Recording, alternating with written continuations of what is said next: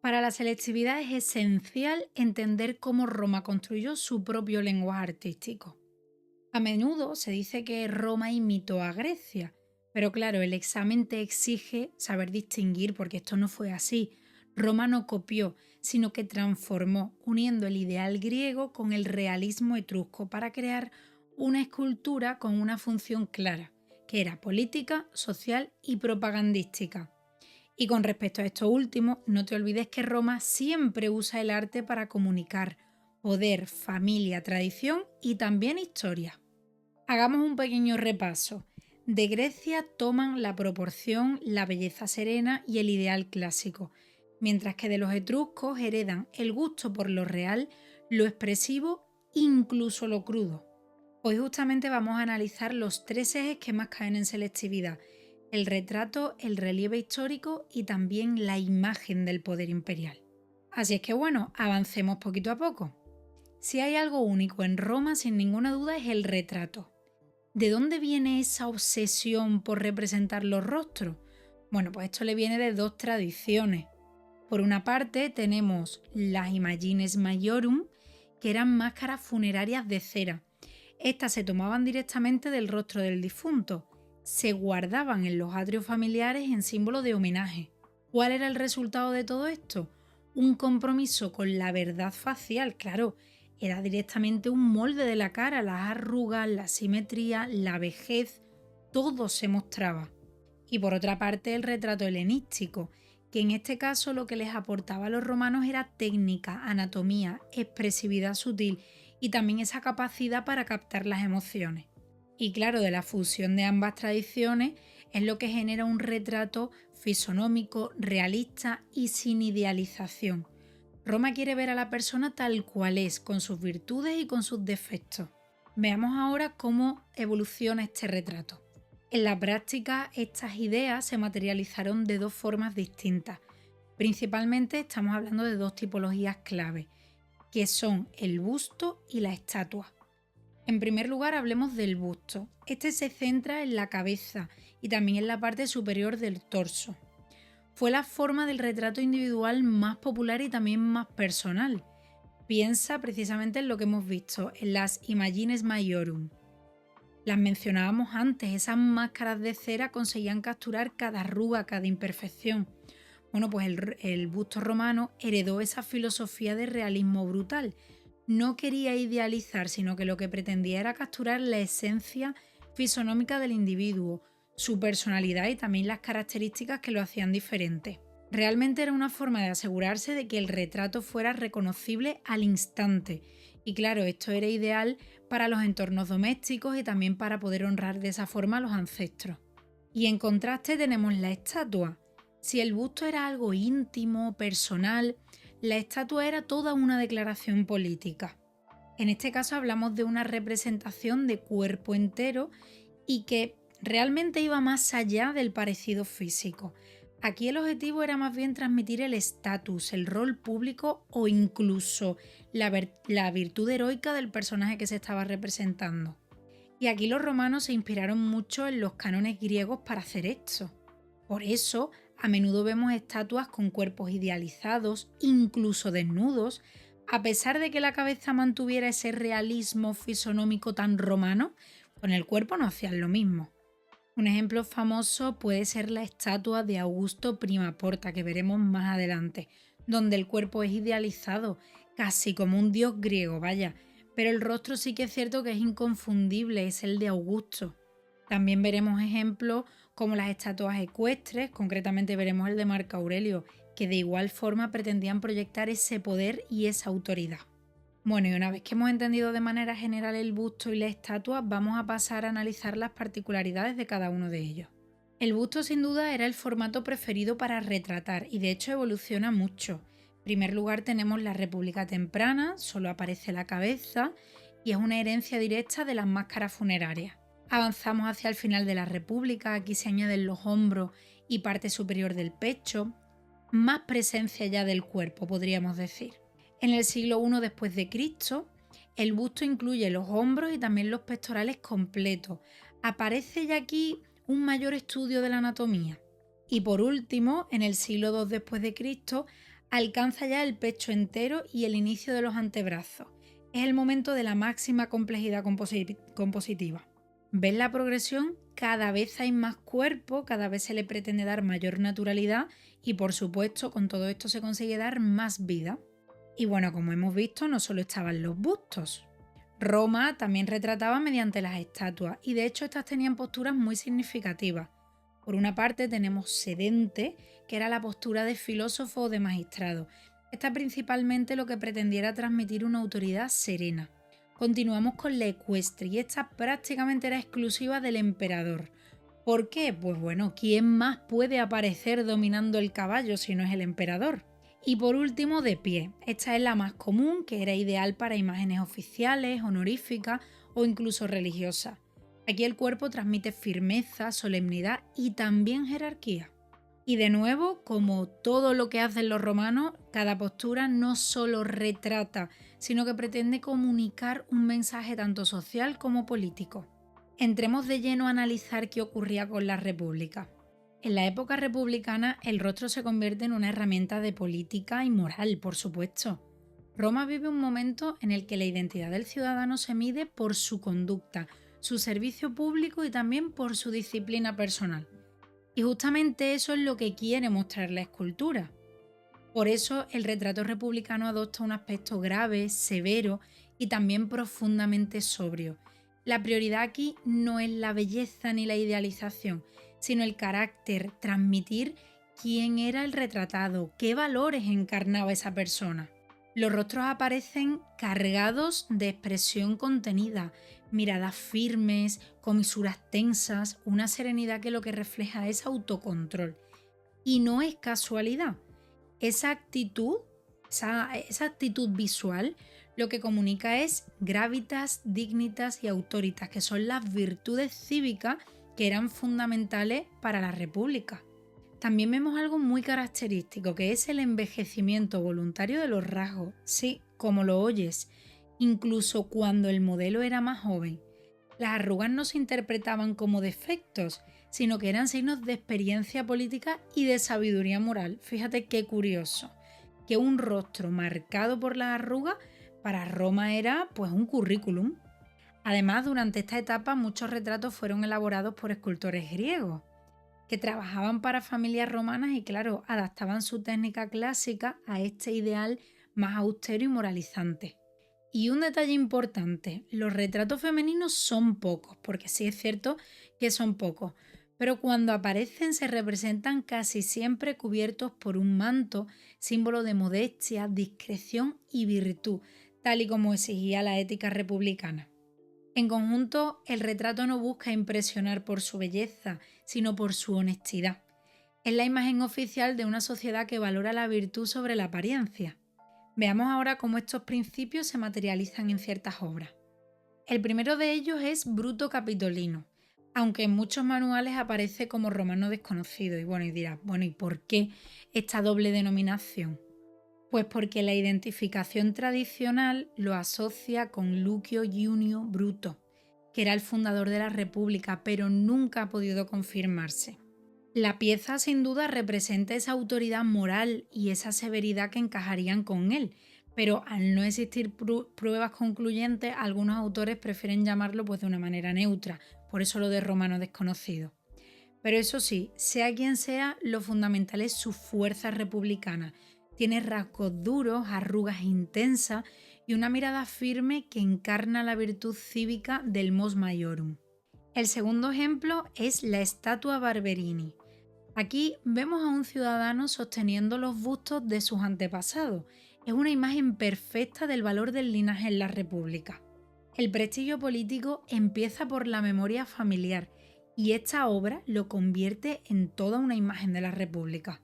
Y vamos a cerrar con los retratos de Pompeyo, César y Cicerón, que cada uno de ellos sin ninguna duda proyecta una identidad distinta. Pompeyo tiene esos ecos helenísticos para reforzar su carisma. César con un realismo austero que subraya sin ninguna duda su autoridad. Cicerón con un gesto reflexivo que evidencia su perfil intelectual. Son tres figuras muy diferentes, pero con un mismo lenguaje, el realismo moral del mundo republicano. Y aunque el retrato femenino ya hemos mencionado que es menos frecuente, también deja piezas muy destacadas como el retrato de Slitia, que se representa emergiendo de una flor. Es símbolo de pureza y de virtud, que muestran cómo el ideal femenino se construía pero con códigos propios. Con estas imágenes, sin ninguna duda, podemos entender mucho mejor toda esta realidad y todo lo que pretendían transmitir los romanos. Y bueno, con estos modelos de virtud cívica en mente, vamos a dar un paso hacia la siguiente etapa del retrato romano.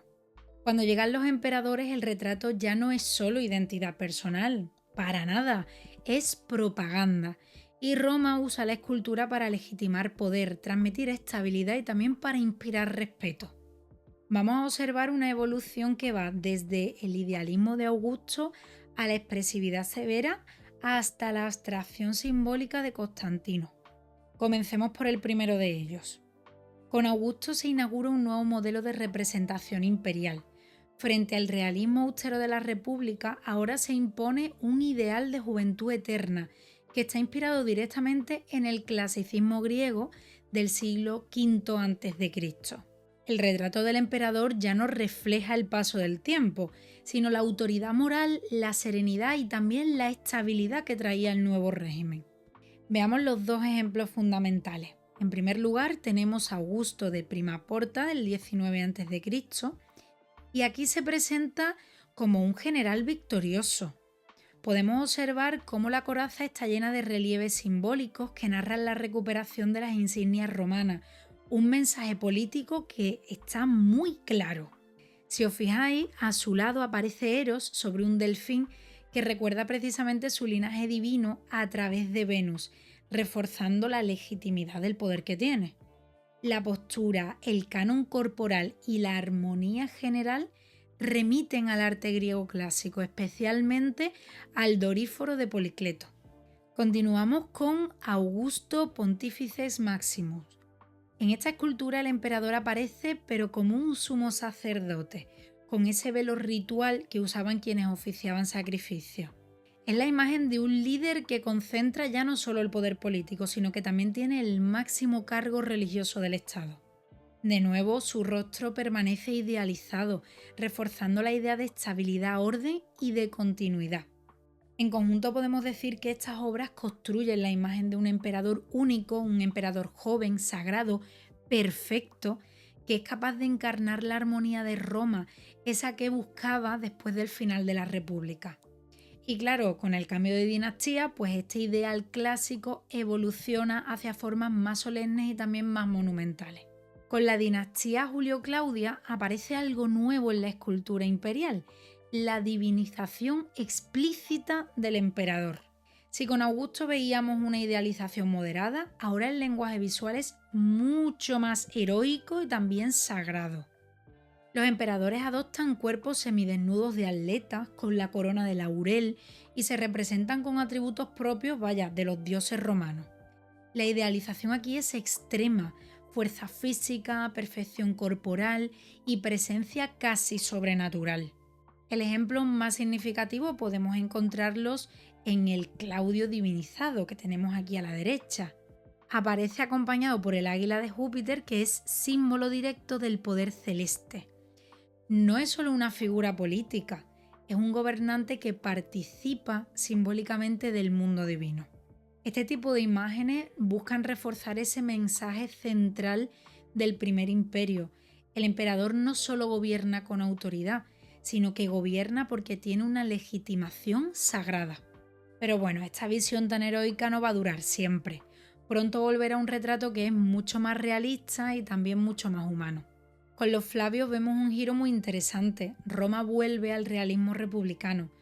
Después de la fuerte idealización que hemos tenido con los Julio Claudio, los emperadores quieren recuperar esa imagen que es más sobria, más veraz y claro, también es más cercana a la tradición romana. Los rostros se van a mostrar tal y como son, con rasgos individualizados, texturas reales de la piel, miradas naturales, sin ese artificio heroico. Por ejemplo, podemos nombrar a Tito, que es un ejemplo que representa una expresión pues tranquila, pero firme, también muy humana. Y por otra parte, Domiciano, que muestra un realismo más penetrante, casi psicológico podríamos decir, donde la personalidad se hace bastante evidente. Volvemos a una etapa en la que el retrato de nuevo se trata de un documento fisonómico y moral más que de una proclamación divina. Pero como todo, de nuevo, este equilibrio va a durar poco, porque llega una innovación que va a transformar por completo el retrato imperial.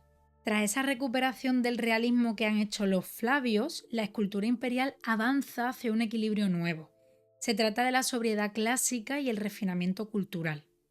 Aquí entran en escena dos emperadores que son fundamentales, Trajano y Adriano. Tengamos en cuenta que Trajano encarna el ideal del gobernante perfecto. De hecho, recibió el título de Optimus Princes, que significa el mejor de los príncipes, es decir, el mejor gobernante posible según los valores romanos. Su retrato expresa precisamente eso, la sobriedad militar pero sin excesos, un rostro equilibrado y también sereno, lo que demuestra es que es un símbolo de autocontrol y también de justicia. Vemos una imagen sólida, estable, profundamente romana, sin ninguna duda. Es un retrato que transmite la autoridad sin necesidad de divinización ni tampoco ningún tipo de teatralidad. El poder está basado en la virtud. Y ahora con Adriano, la imagen imperial cambia de rumbo. Él introduce dos innovaciones decisivas. Una de ellas es la barba, que de hecho se puede ver que marca bastante el rostro. Esto está influido por la tradición filosófica griega. Es un gesto que transforma por completo la iconografía del emperador y que, ojo, porque marcará moda durante siglos. Y también la incisión del iris y la pupila, que aportan profundidad psicológica y también una mirada que resulta más humana y más expresiva. La escultura revela un gusto mucho más helenófilo, más refinado, también más intelectual. Y antes de continuar, quiero que te fijes en un detalle de la coraza de Adriano, porque está decorada con la cabeza de Medusa, que era un símbolo protector y de hecho es un elemento que toma del repertorio griego. Y a partir de aquí el estilo evoluciona hacia un barroquismo que cada vez es más intenso. Llegamos a la etapa que resulta más refinada y más completa del retrato romano, la época antonina, donde la escultura alcanza un nivel de virtuosismo técnico y expresivo sin precedentes. Aquí aparece un cambio muy visible. Los escultores utilizan el trépano, que se trata de una herramienta que perfora profundamente el mármol para crear de esa forma cabellos y barbas que están llenos de volumen. Los contrastes intensos de luz y sombra son gracias a este artilugio. Esta textura ondulante y casi vibrante es una de las señas de identidad de este periodo. Además, también podemos ver un mayor dinamismo en las composiciones, hay más movimiento, más energía. También tenemos expresiones filosóficas y melancólicas, que son muy acordes con el espíritu intelectual de emperadores como Marco Aurelio, por ejemplo. Este es un retrato que ya no solo representa, sino que interpreta al individuo. Tenemos obras clave como Cómodo, como Hércules, donde el emperador se representa con atributos heroicos y casi divinos. También el retrato ecuestre de Marco Aurelio, que es el que puedes ver a la izquierda, que es una de las cumbres del retrato imperial. Aquí hay un equilibrio entre el poder, el autocontrol y la sabiduría. Y después de todo esto, la tensión política que se vive se hace también visible en los rostros. Entramos, como te mencionaba, en una etapa que está marcada por la tensión y también por la inestabilidad del imperio, y eso se nota de una forma brutal en los retratos. El arte abandona la serenidad antonina y adopta un dramatismo psicológico intensísimo. Lo podemos reconocer enseguida, podemos ver ceños profundamente fruncidos, una tensión muscular que puede resultar incluso violenta, miradas cortantes, desconfiadas que parece que están vigilando todo lo que les rodea. Y bueno, también rostros crispados, rostros que se ven duros, llenos de energía que está contenida. Y esto no es casual, es el reflejo directo de un clima de crisis, de conspiraciones y también del miedo al atentado. Entonces el retrato ya no está buscando ningún tipo de armonía, lo que busca el retrato es autoridad. El mejor ejemplo es Caracalla, que lo puedes ver en la imagen de la derecha. Su busto es un icono de poder agresivo gira la cabeza con brusquedad, se ve que el ceño está tenso, tiene una mirada afilada. Es casi una advertencia visual. No me lleves la contraria, parece que es lo que está gritando la escultura. Y bueno, finalmente llegamos a una transformación radical. Esta es una transformación muy profunda. El retrato deja de ser humano para convertirse en un símbolo. Con Constantino el naturalismo clásico prácticamente desaparece y surge una estética nueva que está más cercana al arte tardoantiguo y medieval. Lo podemos ver en tres rasgos esenciales. Ojos enormes y abstractos que ya no miran al espectador, sino que miran más allá. Es una mirada trascendente, espiritual, que está más bien dirigida hacia lo divino. También observamos una clara geometrización del rostro con rasgos simplificados, rígidos. Ya realmente no importa el parecido físico, sino que lo que les importa es el mensaje. Y por último, la desaparición del realismo. La anatomía deja paso a un lenguaje hierático, solemne, casi sobrenatural, podríamos decir. El mejor ejemplo, que es el que tienes en la pantalla, podría ser la cabeza colosal de Constantino, que tiene más de 2,6 metros. Hablamos de un rostro inmenso, inmóvil, intemporal, que convierte al emperador en una presencia casi sagrada. No representa a un hombre, representa el poder cristiano que está empezando a configurarse. Fijaos la importancia. Y bueno, mientras tanto, las mujeres imperiales también protagonizaron grandes obras. Los retratos femeninos en Roma alcanzan un nivel de refinamiento que se torna extraordinario. No solo buscan belleza, sino que pretenden transmitir estatus político, virtudes morales y sobre todo moda. Y esas modas especialmente las podemos ver en los peinados, que nos sirven también como indicadores cronológicos muy precisos. Primero, en la época Julia, encontramos los famosos rizos en halo frontal. Es un peinado muy voluminoso, casi coronado, que refleja elegancia, control y una presencia que está muy marcada en la corte. Después de esto, en los tiempos de Trajano y Marco Aurelio, predominan las ondas y los moños elaborados. Son mucho más fluidos y naturales, pero técnicamente muy sofisticados. Estos representan el equilibrio entre el refinamiento imperial y la sobriedad clásica. Y bueno, ya entrado el siglo II y III, vemos una auténtica revolución capilar. Trenzas descendentes, volúmenes complejísimos y estructuras casi arquitectónicas, podríamos decir. La imagen que ves aquí, la de Julia Domna, es el mejor ejemplo. Se ve el poder político, ese prestigio cultural y una moda que define toda una época. En conjunto podríamos decir que estos retratos nos hablan de moral, de poder y de estética, pero también del papel creciente de las mujeres imperiales como figuras públicas. Pasemos ahora a otro pilar fundamental de la escultura romana. El relieve romano es historia en piedra, porque no solo decora, sino que cuenta relatos, explica triunfos, legitima el poder del emperador. Vamos, que te lo puedes imaginar literalmente como un cómic tallado en mármol. Veamos sus primeras características. Podemos afirmar que el relieve histórico es uno de los lenguajes más brillantes del arte romano. Aquí Roma despliega su gran obsesión, que es contar historias reales con una claridad absoluta. Primero destaca el realismo. Los romanos no representan escenas sueltas, para nada. Ellos cuentan relatos completos, narrados de forma continua. Como te he dicho, casi como si estuvieras avanzando por un cómic o una película que está tallada en piedra. Este efecto narrativo se consigue gracias a una técnica muy sofisticada. Mezcla altos, medios y bajos relieves para crear una auténtica ilusión de profundidad. Lejos de ser planos, estos frisos parecen abrirse hacia adentro. Otra clave es la perspectiva escalonada. Las figuras del fondo se tallan más planas, las del primer plano más voluminosas. Con eso logran un espacio tridimensional que es sumamente convincente, pero sin romper la coherencia de todo el conjunto. Todo esto nos permite tener una narración fluida, sin saltos bruscos. Los episodios se enlazan con mucha naturalidad para guiar la mirada del espectador a lo largo de todo el friso.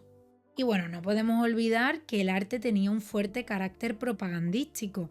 Cada batalla, desfile o escena política glorifica la autoridad imperial y refuerza la idea de Roma como potencia invencible.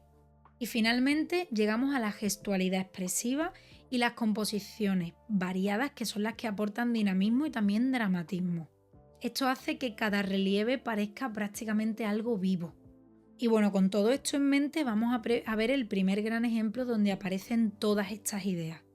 Este es uno de los primeros grandes relieves históricos de Roma y recibe su nombre no por el tema, sino por su comitente, Gneo Nomicio Aenobarbo, que era un magistrado romano de una familia muy influyente. Encargó este relieve para decorar su basílica en Roma y por eso lo conocemos así, con ese nombre. La obra combina dos escenas complementarias. En primer lugar, la escena militar, donde se observa el licenciamiento y el registro de tropas, que era un acto cívico que mostraba disciplina, orden y la fuerza del Estado romano. Y por otra parte, la escena religiosa, que se representa con el sacrificio de su ovetaurilia, cerdo, oveja y toro. Uno de los ritos más importantes ofrecidos a Marte, que era precisamente para purificar al ejército y asegurar la protección divina. Ya desde este momento temprano encontramos rasgos esenciales del relieve romano: realismo, detalle minucioso y una clara función cívica y también propagandística. Y ahora sí vamos a pasar a una obra maestra absoluta. El Ara Pacis Augusta es uno de los grandes manifiestos políticos del arte romano, un monumento que celebra la paz inaugurada por Augusto, pero también su legitimidad y la continuación de su dinastía. Toda su superficie está organizada en 4 programas escultóricos que funcionan como un relato único. En los frisos procesionales vemos avanzar a la familia imperial, a los sacerdotes y a los magistrados con un realismo sorprendente. Cada rostro es reconocible, cada gesto tiene una intención, es casi una fotografía del poder augusteo. En los relieves alegóricos aparece Tellius, la tierra fértil, Roma victoriosa o la paz personificada, también podríamos decir. Son imágenes simbólicas que anuncian prosperidad y la estabilidad gracias al nuevo régimen que tenían. En el zócalo vegetal, con roleos de acanto exuberantes, parece casi orgánico. Se trata de naturaleza ordenada, fecunda, eterna. Otra vez, una metáfora del propio imperio. Aquí no se da puntada sin hilo. Y por último, el friso interior. Los bucráneos y las guirnaldas rituales nos recuerdan el carácter sagrado que tiene este monumento. Vamos ahora a verlo en imágenes, porque el Ara Pacis impresiona aún más cuando lo observamos directamente. Aquí lo tenemos reconstruido en su conjunto. Es un altar que está envuelto en una caja de mármol, como si fuese un templo reducido a su esencia. A la izquierda vemos la entrada con los relieves procesionales. Fíjate cómo las figuras avanzan con naturalidad. Los pliegues, los niños, las variedades de edades. Es un retrato social de Roma en pleno apogeo.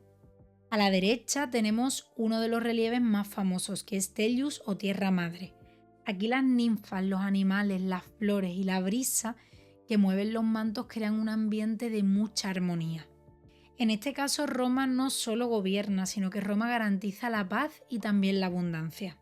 El conjunto combina simbolismo, retratos realistas y una profundidad espacial totalmente innovadora. Es uno de los máximos logros del relieve romano. Y a partir de aquí, el relieve continuará evolucionando hacia formas que son todavía más complejas. El arco de Tito supone un antes y un después en la historia del relieve romano. Si en el arte augusteo vimos orden, serenidad y equilibrio, aquí aparece algo nuevo, la perspectiva escalonada. Es una solución revolucionaria que permite crear una profundidad espacial casi pictórica. Los relieves del cortejo triunfal, que ya hemos visto desde la óptica arquitectónica, lo tienes en otro vídeo. Ahora lo que voy a hacer es analizar, lo que me interesa es su valor escultórico, esos distintos planos de relieve, es decir, figuras que avanzan hacia nosotros y un movimiento continuo que hace que el espectador entre en la escena. La menorá y el botín del Templo de Jerusalén no solo cuentan un hecho histórico, están diseñados para que el ojo recorra la composición como si fuese una escena cinematográfica.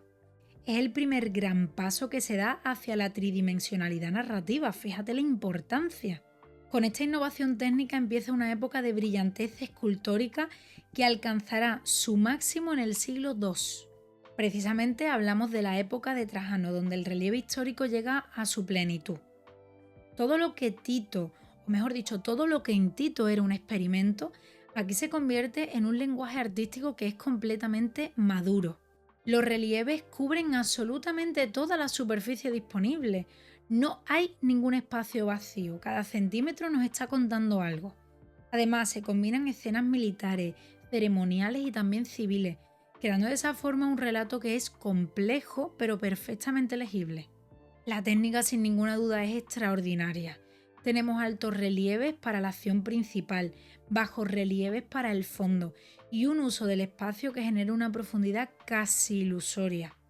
Es una obra donde el relieve se vuelve prácticamente pintura en piedra. Trajano aparece siempre con solemnidad y equilibrio, reforzando de esa forma su imagen como Optimus Princess, algo que ya hemos comentado con su retrato. Pero bueno, toda esta perfección técnica se verá alterada por la crisis del siglo III. En este siglo llega un profundo cambio. La escultura deja de buscar el naturalismo preciso y empieza a orientarse hacia un simbolismo más directo y también más rígido. En el arco de Septimio Severo, esto se aprecia claramente. Las figuras pierden volumen, la profundidad disminuye, las escenas se vuelven más planas y las proporciones son menos naturales. Todo está pensado para transmitir jerarquía, autoridad y poder, pero no pretende imitar la realidad. Se trata de un relieve que refleja el momento histórico. Es un imperio que está en crisis y claro, necesita propaganda y también un lenguaje visual que sea más esquemático y más contundente. Y claro, todo este proceso continúa hasta desembocar en el arte tardoantiguo. En el siglo IV el relieve cambia definitivamente de rumbo. El arco de Constantino es clave porque combina dos mundos. Por un lado tenemos los spolia, que son relieves reutilizados de Trajano, Adriano y Marco Aurelio, que muestran aún ese clasicismo pleno. Y por otro lado, los nuevos relieves creados para el arco que ya no buscan el naturalismo. Las figuras son frontales y esquemáticas. Aquí predomina la isocefalia, es decir, las cabezas alineadas a la misma altura. Y también el modelado es alto y eriático. Y también destacar que el modelado es plano y hierático. Esto sin ninguna duda marca el tránsito hacia el arte tardoantiguo, donde la prioridad aquí no es la ilusión espacial, sino la claridad simbólica del mensaje. La estética cambia porque cambia la función del arte. Vamos a verlo en imágenes comparativas. Vistos una al lado de la otra, los arcos nos cuentan una historia completa de evolución. El arco de Tito es sobrio y equilibrado, aún cercano al clasicismo augusteo. El arco de Trajano es más complejo, también más decorado, está lleno de profundidad y de dinamismo técnico. El arco de Septimio Severo, este es más rígido, más plano, con un relieve que empieza a abandonar el naturalismo. Y finalmente el arco de Constantino, donde conviven dos mundos, el clasicismo heredado y el lenguaje tardoantiguo que anuncia un cambio de era. En conjunto estos monumentos muestran cómo el relieve romano pasa de una narración naturalista a un arte que es cada vez más simbólico y también más jerárquico, reflejando la transformación política, social y espiritual del imperio. Vamos a avanzar hacia otro tipo de monumento conmemorativo. Las columnas conmemorativas funcionan como auténticos libros de piedra. Ya os expliqué en el vídeo de la arquitectura cómo se leen en espiral, cómo están huecas por dentro y cómo culminan en la estatua del emperador. Ahora nos vamos a centrar en su lenguaje escultórico, que es lo que realmente nos interesa en este vídeo. La columna trajana, que fue levantada en el año 113 después de Cristo, es la obra maestra absoluta del relato histórico en relieve. Su friso helicoidal, que mediría unos 200 metros si lo extendiéramos, asciende narrando paso a paso las campañas contra los dacios. Lo fascinante ya no es solo la longitud, sino la precisión documental. Podemos ver puentes, campamentos, consejos militares, ingeniería de guerra, negociaciones. Todo esto representado con un realismo minucioso. Ojo, porque en total son más de 2.500 figuras esculpidas. La columna mide unos 40 metros de altura, pero su grandeza, como decimos, no es la monumentalidad, sino la capacidad de contar una historia entera sin ninguna interrupción visual. Es cine, pero antes de que existiese el cine. Y si la columna trajana es el gran relato épico del imperio, la de Marco Aurelio nos muestra su lado más oscuro. Unos 70 años después, la columna de Marco Aurelio retoma ese mismo formato, pero lo transforma radicalmente. Aquí el tono ya no es triunfal ni documental. El dramatismo intenso y además es casi angustioso, podríamos decir. Los relieves son más altos, las figuras más profundas y también el uso del trépano genera contrastes de luz que refuerzan las escenas de violencia, las tormentas, las súplicas e incluso también las intervenciones divinas para poder justificar el poder imperial. Frente al equilibrio narrativo de la columna trajana, esta columna nos habla de un imperio vivido en conflicto y en crisis, con un ejército que está enfrentado a los pueblos germánicos y sártamas, en situaciones que son extremas. En conjunto, ambas columnas representan el punto más alto del relieve histórico romano, una en clave documental y política y la otra pues más emocional y expresiva. Y bueno, con esto cerramos este capítulo escultórico. Si queréis profundizar más en la estructura arquitectónica de estas columnas, tenéis toda la explicación ampliada en el vídeo que se corresponde con la arquitectura romana. Y antes de continuar, es importante señalar que la escultura romana no puede entenderse sin su relación con la arquitectura y con el propio urbanismo de la ciudad. En templos, foros, arcos o columnas, el relieve funciona como una propaganda visual del poder imperial y como un relato oficial en piedra. Roma convierte sus espacios públicos en un discurso. Cada friso, cada procesión, cada escena histórica está pensada para comunicar autoridad, orden y también continuidad. Este diálogo constante entre la ciudad, la arquitectura y la escultura es uno de los grandes legados del arte romano y marcó de forma decisiva toda la tradición occidental. Y bueno, con esto concluimos nuestra visión de la escultura romana y en la próxima sesión seguiremos ampliando este panorama artístico porque nos adentraremos en la pintura mural y en el mosaico romano, que son dos lenguajes visuales fascinantes que completan todo este universo estético de Roma.